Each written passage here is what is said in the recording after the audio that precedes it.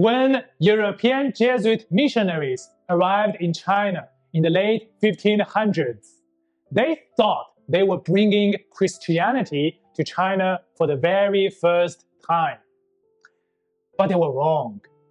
Almost 1,000 years before them, during the Tang Dynasty, a thriving Christian community already existed in China. And then it vanished. This video is the story of that first Christian community in China. But to understand this story, we first need to know a bit about the kind of Christianity that came to China during the Tang Dynasty. Because it wasn't Roman Catholicism or Greek Orthodoxy. It was a branch of Christianity known as Nestorianism. Nestorianism takes its name from Nestorius, who was a controversial 5th century Archbishop of Constantinople. Now, I don't want to dive too deep into theological debates, so here's the very short version. Nestorius taught that Jesus had two distinct natures, one divine and one human. These two natures were joined but not fully united. To him, Mary was the mother of Christ, not the mother of God. This clashed with the mainstream Roman Church view at the time, which held that Christ's divine and human natures were inseparably united in one person. Okay, this might sound like a minute, tiny nuance, but to most Christians in the 5th century, it was a huge deal. Nestorius was condemned at the Council of Ephesus in 431 AD. But not all Christians rejected him. A few years earlier, the Church of the East, based in Persia, had already declared independence from Rome and Constantinople.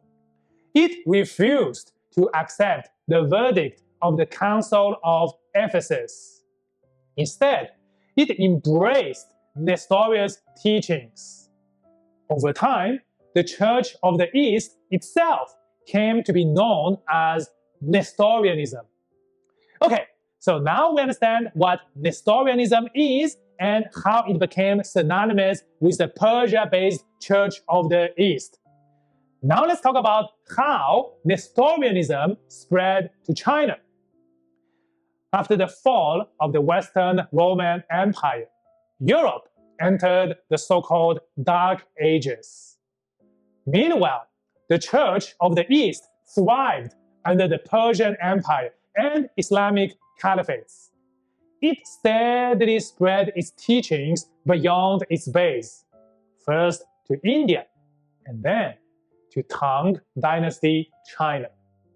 The Tang Dynasty from 618 to 907 AD was one of the most open and cosmopolitan periods in Chinese history. China was rich, stable, and deeply connected to the world through the Silk Road. The Chinese capital, Chang'an, was home to all sorts of nearby tribes, as well as Persians, Arabs, Indians, and even some Europeans. Religious activities were thriving during the early Tang Dynasty. There were, of course, China's native Taoism and Confucianism, but there were also Zoroastrian fire altars and Manichaean shrines. It's in this climate of openness that Nestorianism arrived in China along the Silk Road. According to later records, the first Nestorian missionary arrived in 635 AD. His Chinese name was A Luo Ben, and he was a Syriac-speaking priest from Persia. He brought sacred texts and images and was granted an audience with Emperor Taizong of the Tang Dynasty. The emperor allowed him to build a monastery in the capital Chang'an.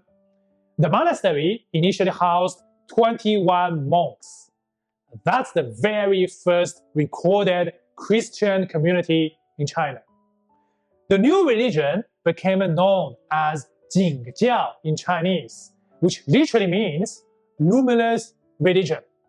The character Jing, which today means scenery, originally carried the sense of brightness or radiance.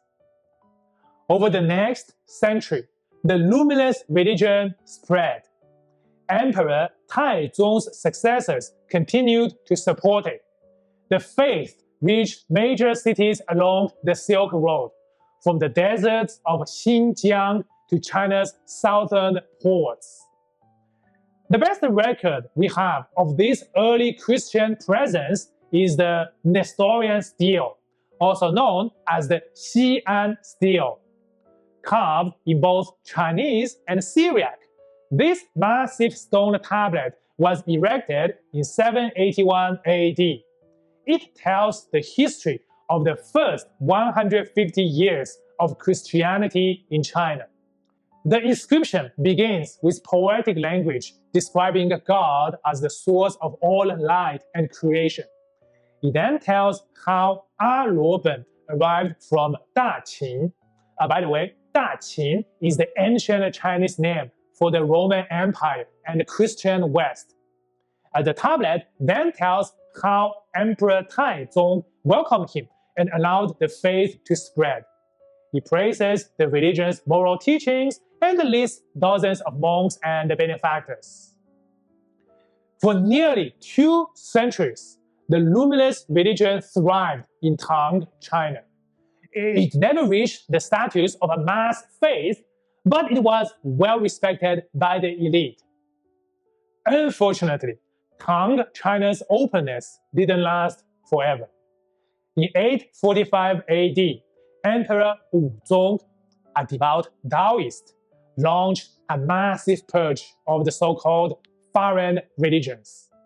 His main target was Buddhism, but other non-Chinese religions, including Zoroastrianism and Christianity, were also banned.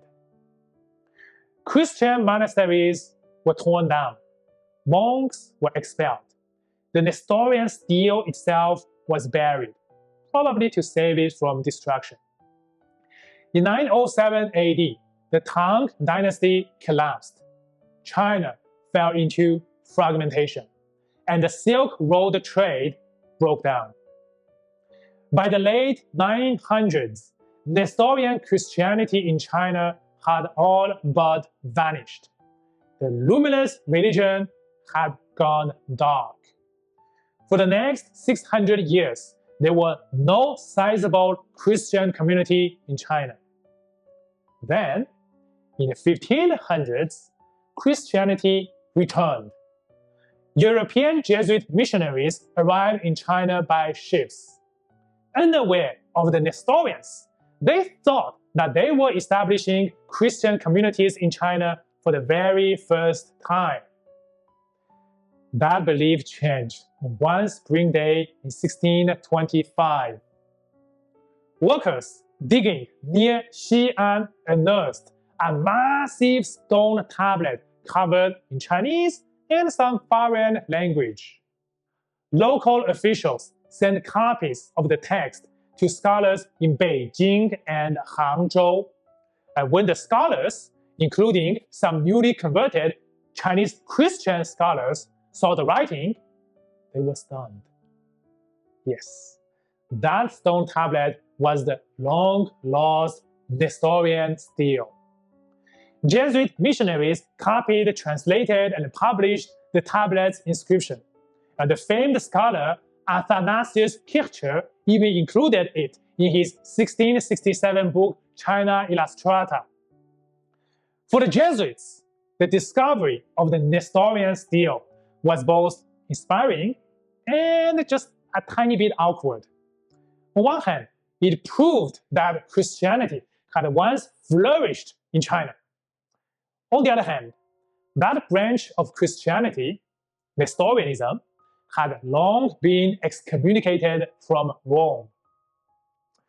But for history fans like myself, the story of Jingjiao, the luminous religion, is an important reminder that deep and impactful cultural exchanges between China and the West didn't begin with the Opium Wars in the 19th century, or even with the Jesuits in the 16th century.